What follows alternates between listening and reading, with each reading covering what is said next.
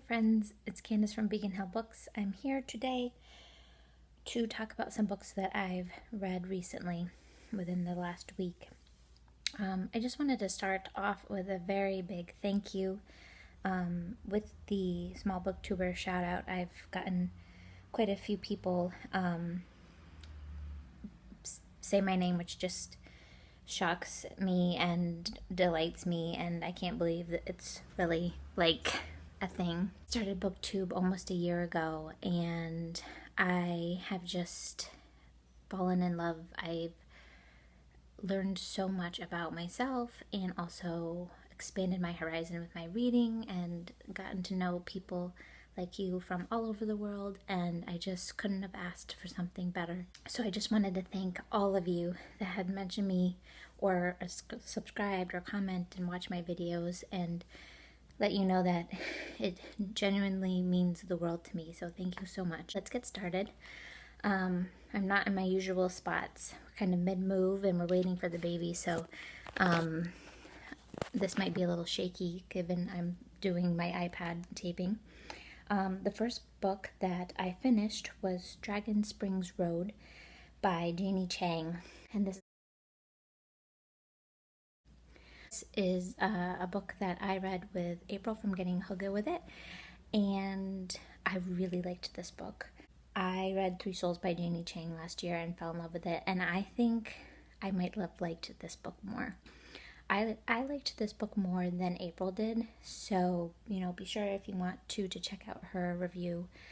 But this had to do with a young female character, kind of a coming age of her. It was early 20th century Shanghai, China, and she kind of was brought up secluded with just her mother, and one day she wakes up and her mom never returns, and she kind of spends the rest of her life looking for her mom.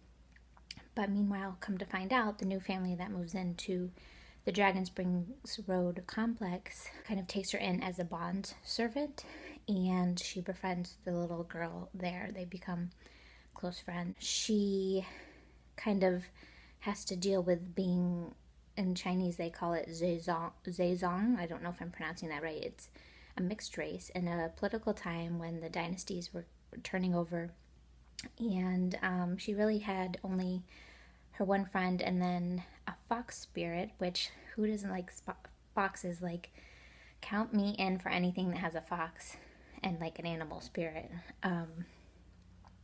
This fox is sort of a mystical creature that only she can see, Janie, and looks out for her. She has some sort of magical powers, but not enough that it's like sorcery.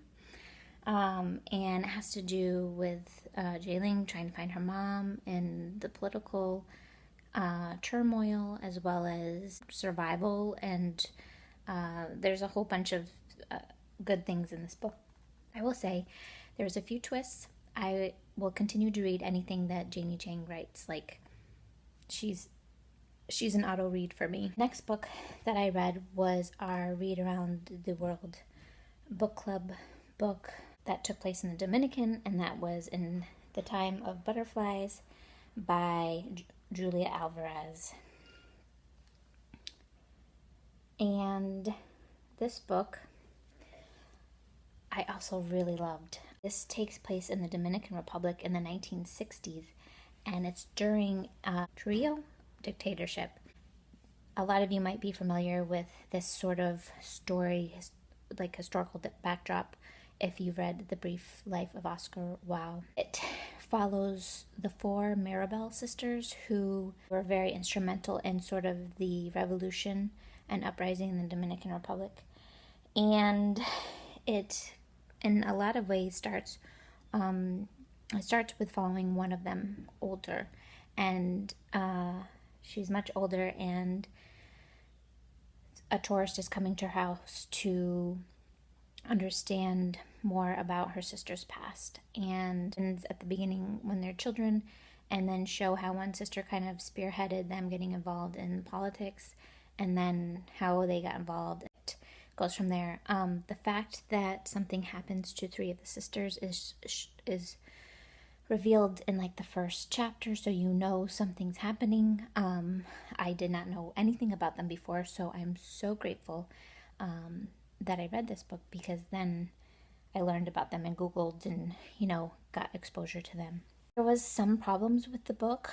The youngest sister story is often told in a diary, which a lot of the people from the book club didn't love. I actually didn't mind it, except for the last usage of it was, I thought, a little unrealistic. But again, I'm just so glad. I think a lot of people felt that, given the dark subject matter, that Alvarez wrote this in a way that was easily digestible, and that they felt that she had given it more severity, sort of. But I didn't really feel that way. I mean, there's an author's note in the back about why she chose to deliver the story the way she did.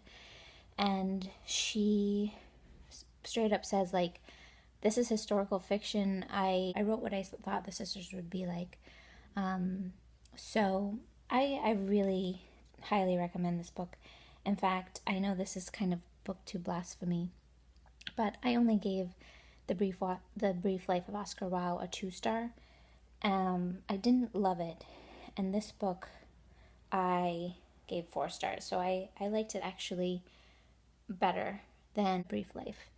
And there were some quotes that I really, really liked, but the one that I really wanted to say was, it says, "Often when we read about brave women like the Mirabelle sisters, we think that in order to advance the cause of freedom, we have to do grand things.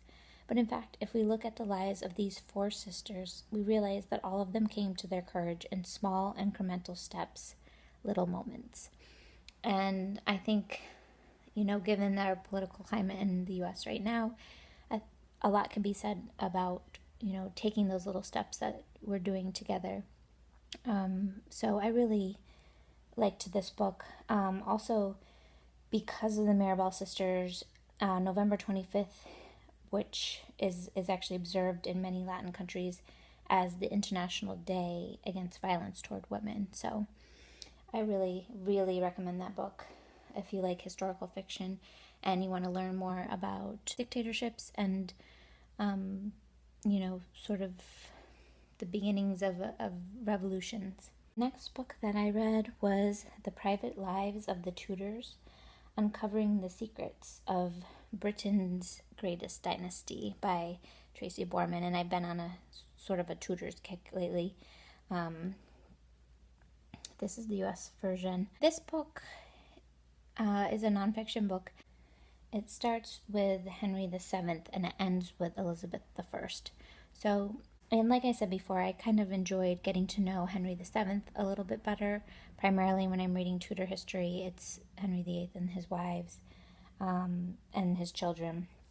So, overall, I really enjoyed this book. There was some really good, dirty, details. I almost thought parts of it were like the People magazine of Tudor times. Other parts kind of dragged for me. The particular parts, which is a lot of the main reason of this book, was kind of behind the scenes. So the people that were in their privy chamber and their groom stable, and they would oftentimes say details about the names of them and how much they're paid. I know they're unsung heroes. That part just didn't, I didn't need to hear some of those particular details. And especially the chapter about Elizabeth, I think dragged for me a little bit. But overall, I still am glad that I read it. It is interesting, and I laughed out loud a few times. So if you're looking for a little bit more detail about more of the common daily lives of the royalty behind the scenes, around a 3 to 4 star book, that's what I would say about The Private Lives. The next book I picked up was The Snow Child by Eowyn Ivey, and this book I had been kind of having a hard time with reading for a while, because everyone starts off with saying this is about a couple that couldn't get pregnant, blah blah blah. But I've been in the mood for wintry books, and this taking place in Alaska, I just decided to pick it up. And this takes place in the 1920s. It has it explains very much about how Alaska, the weather and the landscape and the animals are very brutal, but yet so beautiful. And the writing captured that. I loved the writing, and I will definitely be picking up more of Ivey's books because it was just I think it is the definition of atmospheric. I felt like I was there. It was just, I was very blown away by her writing. With a couple that are kind of trying to begin again after losing a baby and being unable to conceive, and their journey in the Alaskan wildness, kind of with a particular neighbor family that becomes like family, and a little fantastical creature that they have created out of snow. So I gave that book 4 stars. I really enjoyed it, and like I said, I'm going to definitely be picking up Ivey's next books very soon. Next book that I finished was My Brilliant Friend by Elena Ferrante. This book is, a very popular book, so I don't need to go into too much detail, but I just know that 2 booktubers that I really like and respect their opinion, Victoria from Eve's Alexandria and Claire from Claire Reads Books, loves this series, and where I'm particularly staying, I have only 2 physical books, and this was one of them. And once I started reading, I really couldn't put it down. I read it, I think, in 3 days.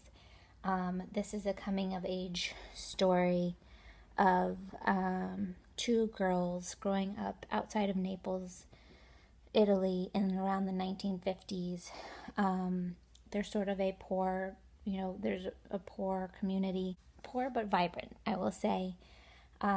We have a scholarly Elena, who is the writer of the book and the main character. She's telling the story. And then Lila, who is one of those people that people just kind of have on a pedestal. There's just this something je ne sais quoi about her, like everybody wants to be around her type of person. And I think this book was one of the best books explaining about the complexities of a friendship, and particularly a female friendship. I don't know as much about, obviously, male friendships, but growing up, having lived, going through some friendships myself, and especially like a best friend that sort of you thought was a best friend, and then you guys grew apart. This story captured all of that, plus the dependency, but yet the competitiveness of the friendship.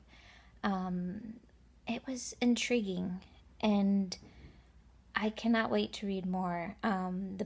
The book itself ended on a sort of a cliffhanger, and so I'm hoping that I can get to the next one, but we'll just have to see. I just say, if you like character study type books or coming of age books, obviously any books about Italy, I think you'd really enjoy this book. Thank you so much for watching. I'll talk to you soon.